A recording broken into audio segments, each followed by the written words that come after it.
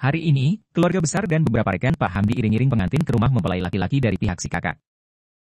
Fanya terlihat bahagia akhirnya menjadi bagian keluarga dari dosennya yang selama ini selalu jadi impian beberapa temannya. Senyumnya merekah tipis kala mertua menyambut kedatangannya bersama keluarga yang tak lain dosennya dulu beserta sang istri. Ada kebanggaan di dalam hati mendapati rumah mertua terlihat besar dan lebih modern daripada kediaman ayah sambungnya. Jadi, bisa dipasti suaminya lebih kaya dibanding suami adiknya walaupun masalah wajah Bima kalah jauh. Tanpa ia tahu masih ada kejutan yang menanti setelah ini yang mampu merubah semua nilai dan jalan berpikirnya. Tidak ketinggalan, adik dan juga iparnya ikut pula mengiring kepergiannya ke rumah mertua. Begitu pula nanti, dia akan ikut serta mengantar adiknya ke kediaman orang tua Faiz. Rencana setelah 5 hari di rumah mertua ia akan kembali lagi ke rumah ayahnya. Acara digelar sama mewahnya seperti kala di rumah orang tuanya tapi suaminya sama sekali belum menegur, tidak berbicara jika tidak ditanya. Beruntungnya, ia mempunyai mertua yang baik memaklumi jika menantunya masih malu jadi apapun kebutuhan disediakan di kamar. Saat membutuhkan sesuatu tidak lagi menunggu ajakan Bima ataupun mencari sendiri keluar kamar. Seperti rencana, hari ini akan melakukan iring-iring manten lagi untuk si bungsu. Di mana pengantinnya menaiki mobil yang dulu pernah buat jemput Salsa saat hendak memotong rambut. 3 hari setelah Salsa dan juga Faisah menjadi suami istri, sopir dari Pak Wisnu mengantarkan mobil anak tuanya. Istri maupun ipar masih beranggapan jika mobil itu mobil rental. Pengantin laki-laki sendirilah yang mengendarai mobil membawa si istri ke rumah orang tuanya. Keluarga dan kerabat Pak Hamdi beriringan pergi mengantar keduanya. Bima juga membawa mobil sendiri, mobil dinas orang tuanya untuk mengantar istri pulang ke rumah mertua. Hingga mereka berhenti tepat di depan rumah berlantai 2 bernuansa putih yang sudah dihias sedemikian rupa. Apalagi ini?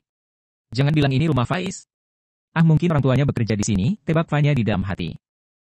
Tidak cuma ia, beberapa teman kuliahnya yang datang juga dibuatnya tercengang. Si tukang tidur, pelayan kafe memiliki rumah semegah ini? Tidak mungkin atau jangan-jangan selama ini temannya itu sedang menyamar. Seorang intel?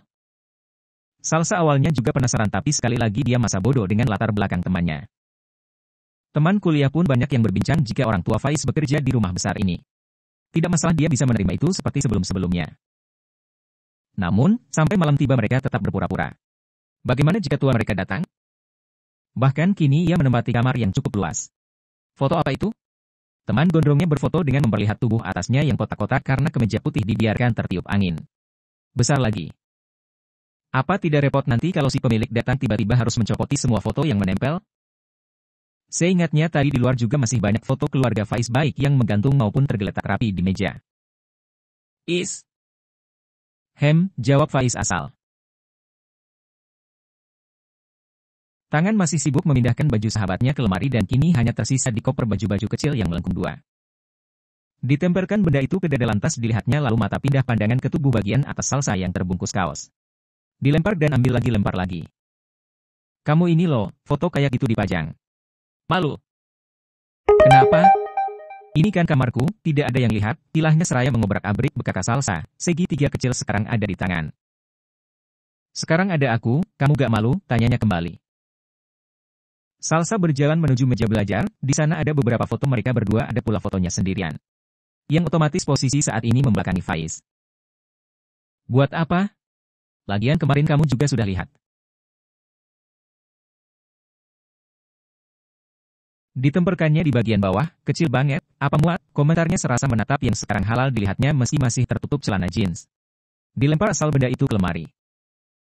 Ini gimana pakainya kok tali-tali saja? Salsa yang mendengar gerutu sahabatnya lantas menoleh ke belakang. Betapa terkejutnya ia sahabatnya itu sedang memegang bekakas penting miliknya dengan tergesa-gesa dia berlari menghampiri merebut kembali barangnya. Faiz, kembalikan. Bukannya dikembalikan justru ditempelkan ke tempat yang benar dan tersentuh. Oh.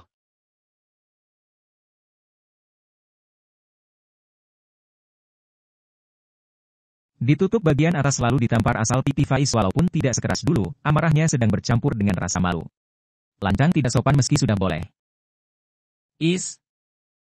Burumi membuka pintu tiba-tiba lantas terkejut melihat Faiz memegang kepunyaan menantunya.